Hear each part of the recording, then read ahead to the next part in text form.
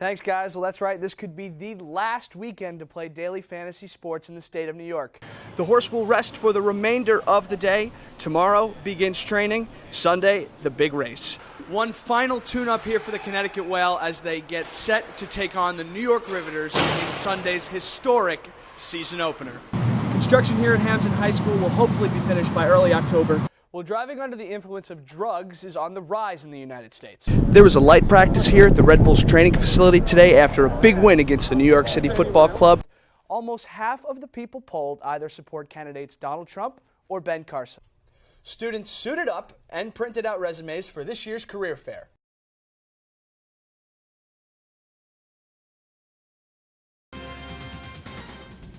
First day of training camp at Rutgers. Let the competition begin for the quarterbacks. It appears to be a two-man race between Hayden Reddick and Chris Laviano. Both sophomores. Laviano has a slight edge over Reddick. That's coming from head coach Kyle Flood. Star receiver Leonte Carew could help provide input on the QB battle, but Flood says that's not necessary. I'm going to certainly get a feel for who's going to win that locker room. I've said that before. But ultimately, those decisions are made by the coaching staff and really the final decision made by me. As Flood has said before, that starting quarterback decision could come as soon as their 7th practice. A day after breaking Geno Smith's jaw and getting kicked off the Jets, IK Enemkpale has a new team, Rex Ryan's Buffalo Bills. Ryan drafted Enemkpale, says he knows IK made a mistake. I also believe that he's going to learn from this. He could also be suspended for this. Heavyweight boxing set for Friday at Prudential Center. Steve Cunningham faces Antonio Tarver. Cunningham motivated in part by his 9-year-old who recently got a heart transplant. He's from Philadelphia. That's increasing anxiety. Actually, fighting this close to home is a little scary. It's like, you got more eyes on you, people that know you, and you just know you got to be right. There's a little more pressure on you. Tom Brady tonight leaving a Manhattan courtroom. A federal judge questions the NFL as to whether it has any evidence directly linking Brady to deflated footballs. A gag order being enforced. Still no resolution in this perhaps absurd to some case. The Mets pitchers extend their streak of scoreless innings to almost 3 games thanks in part to another stellar outing by Jacob deGrom. The Mets have a new star. This is the Rally Parakeet.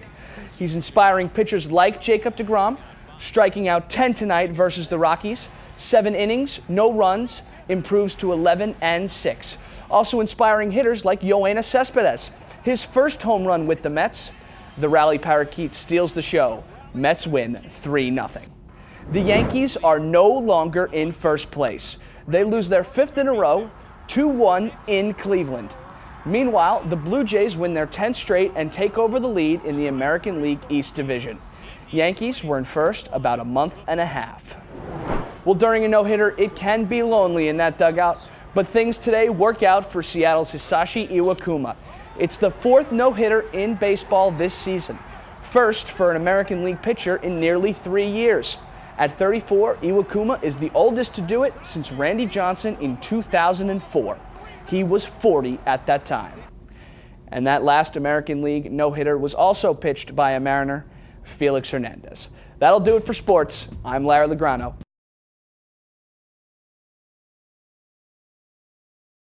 The Northeast has become a hotbed for female hockey.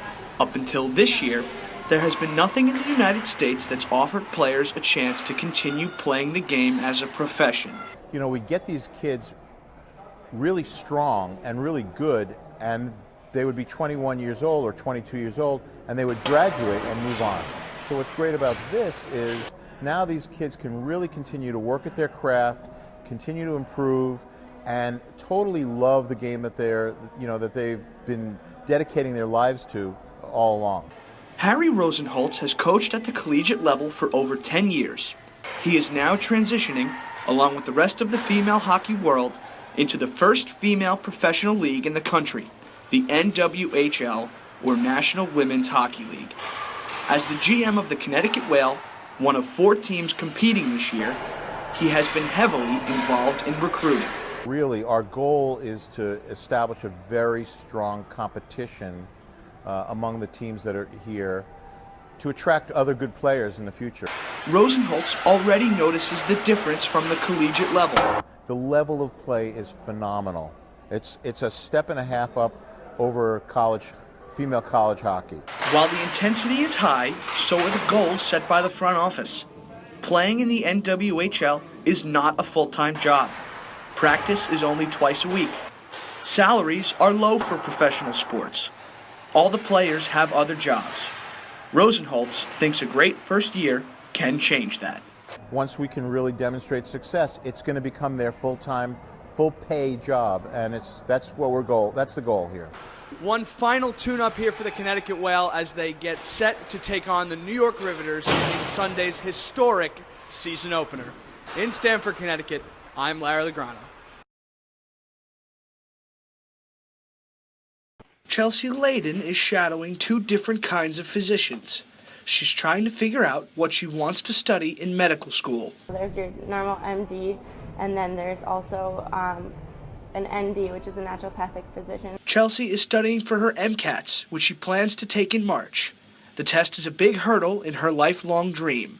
When I was only 8 years old, I wanted to be a doctor, and it was kind of just, I'd say it, and I don't know exactly where I initially wanted to pursue medicine. But that dream is becoming more of a reality each day. Chelsea has already interviewed for jobs that don't require passing the MCATs. But while she is studying to ultimately reach one of her dreams, she is living in another.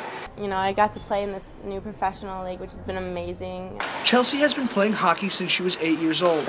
She plays goalie for the Connecticut Whale, one of 4 teams participating in the inaugural season of the NWHL, or National Women's Hockey League. Chelsea balances both her passions, playing professional hockey and studying medicine. It all worked out. I feel like these doors just keep opening for me, and I just keep walking through them. Unlike most other professional sports, playing in the NWHL is not a full-time job. That's part of the reason Layden has thought about giving up the game she loves. But since she's already made the big leagues, the decision becomes easier. I've kind of, got to cap off my hockey career. I feel like I've made it to the highest level I could have possibly made it to, and to me that's relieving. Layden's ultimate goal is to become a doctor. Even though she is satisfied with her hockey career, she doesn't think she'll be leaving the game anytime soon. I'll always be invested in the hockey world, whether that's coaching, whether that's volunteering, or whatever that may be. I'm always going to have one foot in that hockey door, and I don't think I'll ever take that foot out.